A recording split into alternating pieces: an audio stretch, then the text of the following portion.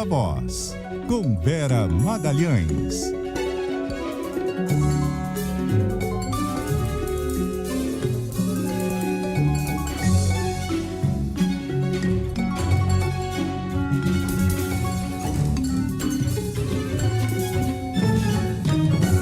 Viva Voz, Vera Magalhães, boa noite. Oi, Bocardi, boa noite, Carol, todo mundo que nos ouve também nos assiste. Oi, Vera. Bom, finalmente as indicações por parte de Lula, Paulo Gonet na PGR e Flávio Dino no STF. O que essas escolhas mostram e quem ganha e quem perde com elas? Elas mostram que o presidente ficou ali realmente firme no propósito dele, Bocardi, de indicar aqueles que mais lhe agradavam e que não se deixou ali levar por algumas restrições que principalmente o nome do ministro Flávio Dino passou a sofrer nos últimos meses. Ele levou muito tempo para fazer essas duas indicações, foi um recorde pessoal dele em termos de indicação para ministro do STF. Ele nunca tinha demorado tanto tempo para indicar alguém nos seus 2 mandatos anteriores e também não levou tanto tempo para indicar o Cristiano Zanin no início desse ano, e foi um recorde absoluto de todos os presidentes em termos de demora para indicar o titular do Ministério Público Federal. Ninguém nunca tinha levado tanto tempo para indicar um PGR. Então, não se pode dizer que não tenha sido algo refletido e amadurecido. Ele levou em consideração todas as ponderações que eram feitas, inclusive contrárias ao nome do Flávio Dino, e foi uma artilharia pesada aí ao longo dos últimos meses contra ele, vinda da oposição, vinda de setores da base aliada ali no centrão e também de mais próximo ainda, da esquerda. Setores do PT também bombardearam o nome do ministro da Justiça ao longo desse tempo, mas o Lula resolveu bancar a indicação. Quem mais ganha ali, além dos próprios, por óbvio, em termos de prestígio com essas indicações, são os ministros do Supremo Gilmar Mendes e Alexandre de Moraes. Eu, inclusive, perguntei às pessoas com as quais eu conversei, depois da confirmação dos nomes, se o entrevero entre o Supremo e o Senado na semana passada, no qual o governo foi de alguma maneira envolvido, tinha desempatado ou tinha levado ali mais alguns pontos para o carrinho do Dino e do Gonet, e tinha feito o Lula fazer essas indicações para tirar da frente qualquer mal-estar, principalmente com o ministro Gilmar Mendes. Mas o que me disseram é que não, que ele já estava propenso a indicar esses nomes, mas que acham que isso pode ajudar a distensionar o ambiente, principalmente porque não seria o caso de agora premiar alguém do PT, tendo sido o líder do governo no Senado, Jacques Wagner, que é do PT, um dos responsáveis por agravar a situação ali entre o Senado e o Supremo. Então não teria sido por isso, mas acham que isso pode ajudar sim a desanuviar um pouco o ambiente. Então, ministros Gilmar Mendes e Alexandre de Moraes, que trabalharam exatamente por esta dupla, saem muito fortalecidos, saem ganhando. No que isso pode ser importante para eles, né? Essa relação entre Supremo e PGR é uma relação sempre muito tensa. O Gilmar Mendes, por exemplo, foi protagonista de muitos ali embates com a PGR no tempo do Rodrigo Janot. E agora, mais recentemente, ele também vocalizou muitas críticas ao Augusto Aras, embora no final tenha dado uma ali contemporizada e até feito alguns elogios ao Aras quando da saideira dele. Mas foi um ministro muito vocal em fazer críticas à PGR no mandato desses 2 PGRs principalmente. E o Alexandre de Moraes, por ser relator de alguns dos principais inquéritos aí em curso no Supremo e por ser também presidente do Tribunal Superior Eleitoral, é um ministro que tem muita relação com o Ministério Público, uma relação que também nem sempre foi das melhores nos últimos anos. O Ministério Público, em diversas ocasiões, acusou o ministro de passar por cima das prerrogativas do MP, com os inquéritos ali, o inquérito das fake news, com outros inquéritos, nem sempre concordou com o encaminhamento que ele deu a algumas questões. Então, ter alguém que tenha um bom relacionamento com o ministro Alexandre de Moraes vai fazer com que esses inquéritos avancem de uma maneira mais tranquila, sem tanto solavanco. Então, Esse é o principal jogo do quem ganha. Quem perde, ao meu ver, inequivocamente é o PT. Tentou emplacar ali indicados seus nas 2 cadeiras e não conseguiu. Preferia o nome do advogado-geral da União, Jorge Messias, para o Supremo, e isso não se configurou. E também advogou pelo nome do Antônio Carlos Bigonha, que é um procurador para a PGR, e o Lula não gostou dele quando esteve com ele. Não foi com a cara dele, não gostou da conversa, e aí essa história já meio morreu no nascedor. Ele até ficou esperando muito tempo para ver se surgia, se brotava um outro nome, porque o Gonê também não era alguém que ele tinha ali em uma super alta conta, mas esse nome não apareceu e ele acabou preferindo contemplar o candidato do Gilmar e do Alexandre de Moraes. Então o PT foi quem mais perdeu e ainda está em algumas outras batalhas que pode perder, por exemplo, pela sucessão do Flávio Dino, que a gente vai falar mais ali na frente. Vera, muito se falou também numa possível dificuldade que o Flávio Dino teria numa sabatina no Senado. Isso é um problema real? O que ele precisa fazer para vencer essas resistências aí no Congresso? Carol, ao longo desses meses eu sempre ouvi essa dificuldade que o Dino teria. E aí eu via mesmo de quem gostava do ministro, de líderes do MDB, do União Brasil, de pessoas próximas ao presidente do Senado, Rodrigo Pacheco, que diziam que o nome dele enfrentava algumas resistências. Mas ele vem trabalhando em um trabalho de formiguinha ali, ao pé do ouvido, para tentar dirimir, conter essas resistências. Ele sabe que vai enfrentar o voto contrário dos bolsonaristas, mas só com o voto da oposição estrito sensu não tem nenhum risco para ele ser aprovado. Qual é o trabalho que ele vem fazendo em relação à base aliada, né? Recebendo mais senadores, ele tem feito esse trabalho aí de se aproximar. Ele evitou, a gente tem falado disso aqui, ir a comissões recentemente na Câmara e no Senado para não ter de novo episódios ali de embates com parlamentares que pudessem enfraquecer a sua candidatura. E principalmente ele tem lançado aos senadores um discurso que está fazendo efeito, porque eu ouvi de vários deles hoje: olha, a gente não tem como rejeitar um dos nossos, rejeitar um senador da República para uma vaga no Supremo, porque ele foi eleito para esta casa, ele é um dos nossos, e imagina um cenário em que ele é rejeitado na CCJ ou no plenário e tem de voltar aqui para o Senado. Como ia ficar o clima, como ia ficar o ambiente? Então eu comecei a ouvir muito essa conversa dos senadores e aí eu percebi que esse é um discurso que o próprio Dino e os próprios emissários do Lula têm usado para conter um pouco essa revolta e essa tentativa de dinamitar o ministro. Os bolsonaristas vão insistir, principalmente a família Bolsonaro está numa pesada campanha contra o Dino, Eduardo Bolsonaro, que nem senador o Flávio Bolsonaro, que é quem mais capitaneia esses votos contra o Dino no Senado, mas eu imagino que eles não vão ter êxito, principalmente se o Lula souber trabalhar bem com a dupla Rodrigo Pacheco e Davi Alcolumbre. Davi Alcolumbre é quem tem de marcar a sabatina, quem vai conduzir o timing da votação, etc. Ele chegou lá atrás dar alguns sinais dúbios em relação ao Dino, mas agora já estaria ali devidamente contemporizado e atendido para não ser ele um problema. Inclusive o Pacheco falou em fazer um esforço concentrado para tentar votar ainda nesse ano as indicações. Acho difícil, acho que o prazo está apertado, venho falando sobre isso aqui, mas ele falou num esforço concentrado ali na semana de 12 a 15 de dezembro.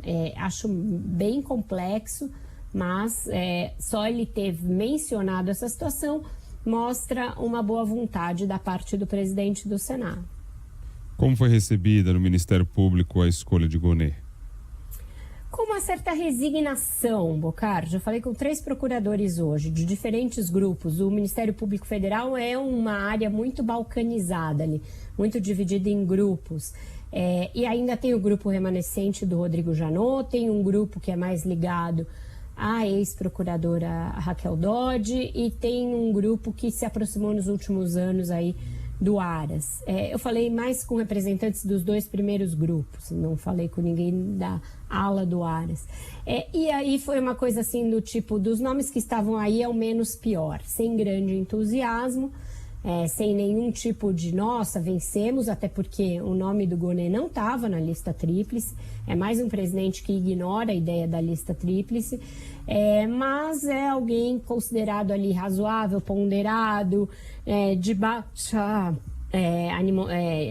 perfil ali, não vai criar grandes animosidades, criar grandes tretas, e também não é tão próximo do presidente que o está indicando, como o Aras se tornou próximo do Bolsonaro. Isso é um fator de enfraquecimento da instituição, quando alguém só chega ao poder porque o presidente foi lá e pinçou ele no meio do nada e fez questão de mostrar, esse aqui é meu indicado. O Lula e o Gonê não têm uma relação próxima, então ninguém imagina que ele vai ser subserviente ao Palácio do Planalto, e isso é considerado importante pelos procuradores. Ô Vera, você escreveu no seu blog no Globo sobre a sucessão no Ministério da Justiça, porque tinha inclusive uma dúvida se ia continuar sendo um ministério só, se poderia ser desmembrado. Tem um monte de gente querendo se cacifar para essa vaga, né? Para onde é que a bússola está apontando? Pois é, essa disputa ainda está ocorrendo, tem ainda gente tentando convencer o Lula a criar um novo ministério e com isso dar mais ênfase a essa agenda da segurança pública, porque é uma área em que o governo é muito mal avaliado, mas é justamente por essa razão que os que são contrários à divisão da pasta passaram a falar no ouvido do Lula que ele não deve dividir, com o seguinte argumento: Carol, olha, isso é um pepino, isso aí não vai dar boa vida para ninguém, não vai ser com base nisso que o senhor vai ser super bem avaliado. Se o senhor criar um Ministério da Segurança Pública, passa a ser automaticamente um problema da União, passa a ser um problema federal, o senhor vai ser cobrado por isso e vai sair pior a emenda que o soneto.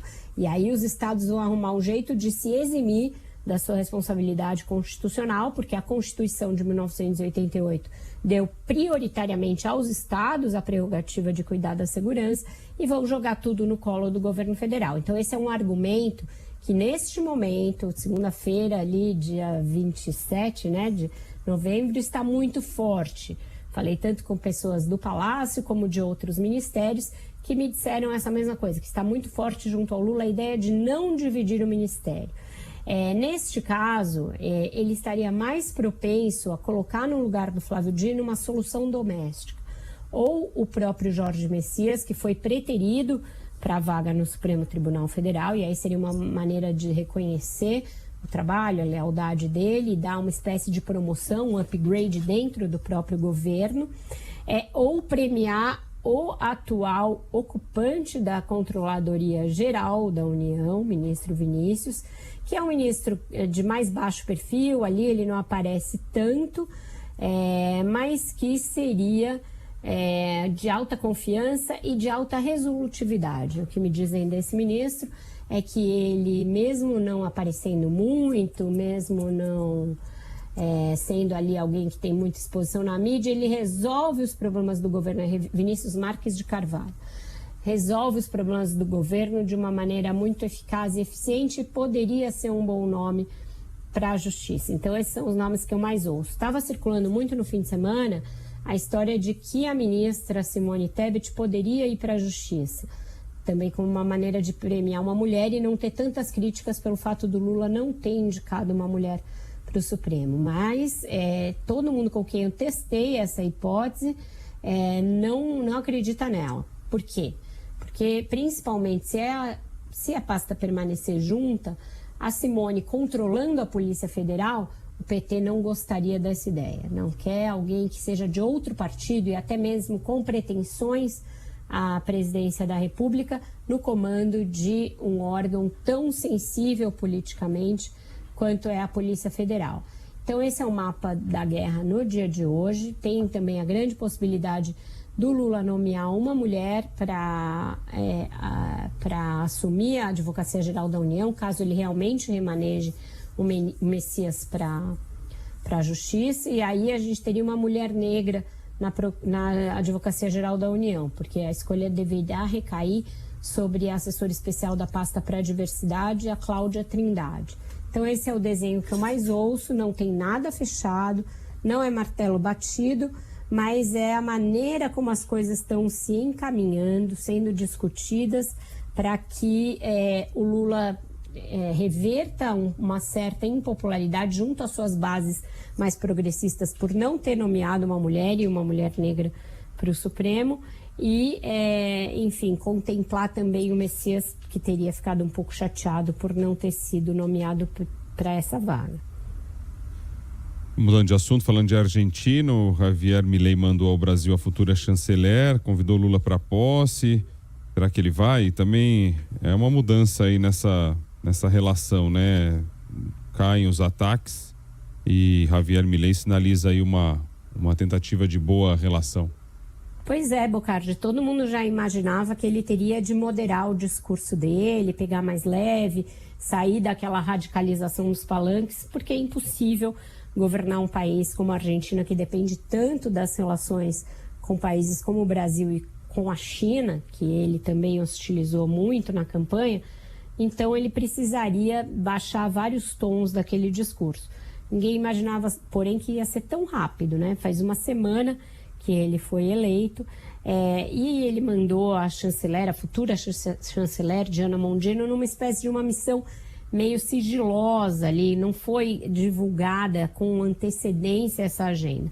Então ela esteve no Brasil, chegou no domingo, conversou com o chanceler Mauro Vieira, os embaixadores de lado a lado também estiveram no encontro, então é uma missão ali da diplomacia, montada com muito cuidado para também não cair na vala comum dos ataques ideológicos, para convidar o Lula e tentar parar arestas de uma relação que começou muito mal.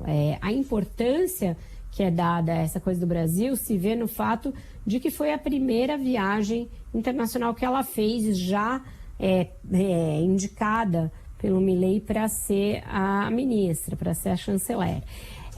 Então agora se trata de construir um caminho para que o Lula vá a essa posse, se for o caso, e seja recebido com uma honraria diferente daquela do Bolsonaro. Vamos lembrar que o Milei fez questão de convidar o Bolsonaro, que já anunciou que vai levar o governador Tarcísio, vai levar um monte de gente, outros governadores, a família, e fez isso antes de convidar o Lula. Então, já criou um incidente aí, um atrito diplomático muito sério. Para que o Lula vá, essa viagem vai ter de ser cercada aí de cuidados prévios, de uma precursora que garanta que não vai haver nenhum tipo de mal-estar, nenhum tipo de saia justa, por exemplo, o Lula e o Bolsonaro ficarem no mesmo local ou terem o mesmo tipo de tratamento. Uma coisa é o chefe de Estado e outra coisa é um ex-chefe de Estado, portanto um político ali da planície, que é o que o Bolsonaro é hoje. Então eu acho que antes de confirmar a ida do Lula, o Itamaraty vai procurar se certificar de todas essas garantias e também encontrar um discurso que mostre uma boa vontade do presidente do Brasil de fazer com que essas rusgas fiquem ali no momento da campanha e que os dois países tenham uma relação institucional de alto nível e bem resolvida dentro ali do que se espera das relações de dois países que têm uma mútua dependência e muito grande e que não podem viver um sem o outro e que o Mercosul também não sobrevive sem que esses dois países estejam muito antenados e afinados. Então, acredito que vai haver uma grande preocupação, um grande interesse dos dois lados em garantir a saída, mas ela ainda não está confirmada por parte do Itamaraty. Bom, então fechamos por hoje e segunda sem música. Segunda sem música, deixa eu só fazer um adendo, porque me chamou a atenção uma coisa que eu acabei de receber de uma fonte, Bocardi. Saiu agora há pouco uma felicitação por parte do Augusto Aras ao Flávio Dino para sua nomeação no Supremo Tribunal Federal. Então ele diz ali que recebeu com alegria, felicita o ministro Flávio Dino, etc, etc, bababá, mas ele não fala nada sobre a nomeação do Paulo Gonet para o lugar dele. Pode ser que venha num outro tweet, mas esse daí já faz 1 hora. Então, ou ele está trabalhando muito no texto, ou ele deu ali uma demonstração de que sentiu e de que não gostou da escolha, porque não fala nada da indicação do Paulo Gonet para a própria instituição da qual ele faz parte. Fechado, então. Valeu, Vera. Obrigado por hoje. Uma boa semana para você. Obrigada para vocês também. Uma ótima semana. Até amanhã. Até mais. Beijo, Vera.